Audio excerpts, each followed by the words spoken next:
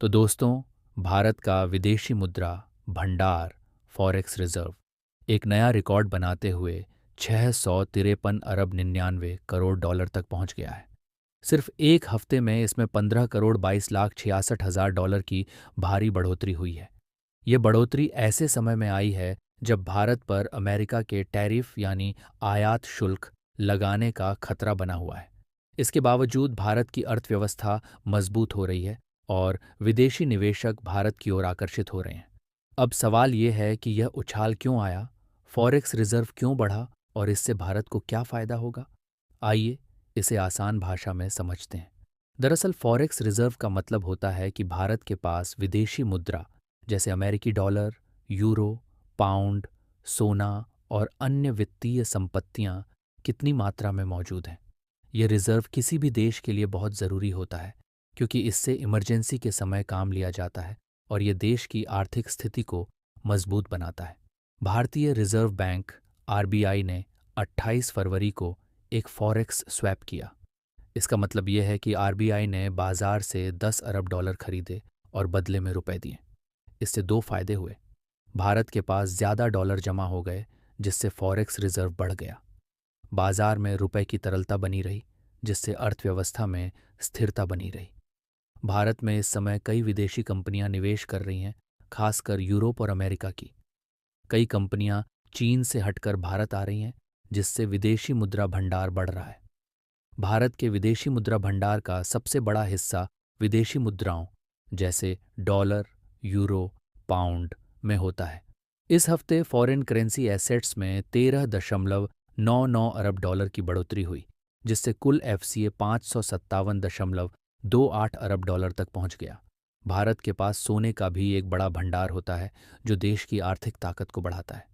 इस हफ्ते सोने के भंडार में 1 करोड़ 5 लाख डॉलर की बढ़ोतरी हुई जिससे कुल सोने का मूल्य 7.32 अरब डॉलर हो गया। आईएमएफ और एसडीआर में भी बदलाव देखने को मिला। स्पेशल ड्राइंग राइट्स एसडीआर जो अंतर्राष्ट्रीय मुद्रा कोष आईएमएफ के तहत आते हैं, उनमें 212 मिलियन डॉलर की वृद्धि हुई और कुल भंडार 18.21 अरब डॉलर हो गया। हालांकि आईएमएफ के साथ भारत की मुद्रा स्थिति 59 मिलियन डॉलर घटकर 4.14 अरब डॉलर रह गई।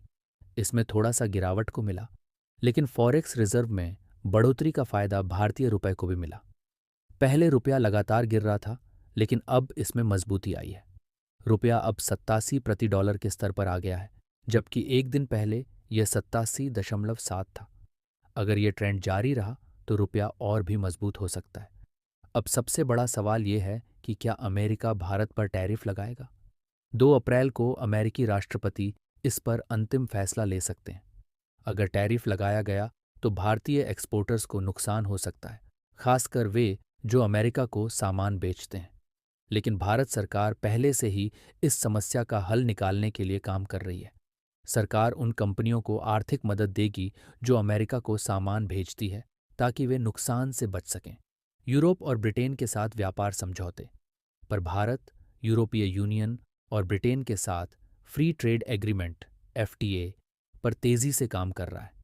इससे भारत को नए बाजार मिलेंगे और अमेरिका पर निर्भरता कम होगी। 17 मार्च भारत अपने व्यापारिक आंकड़े जारी करेगा। इससे पता चलेगा कि अमेरिकी टैरिफ के डर से भारत के एक्सपोर्ट पर कोई असर पड़ा है या नहीं।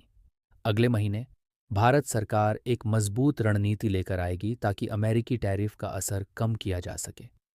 मौजूदा अनिश्चितता के कारण भारतीय शेयर बाजार में हलचल बनी हुई है, लेकिन अगले 1 से 2 महीनों में इसमें स्थिरता आने की उम्मीद है।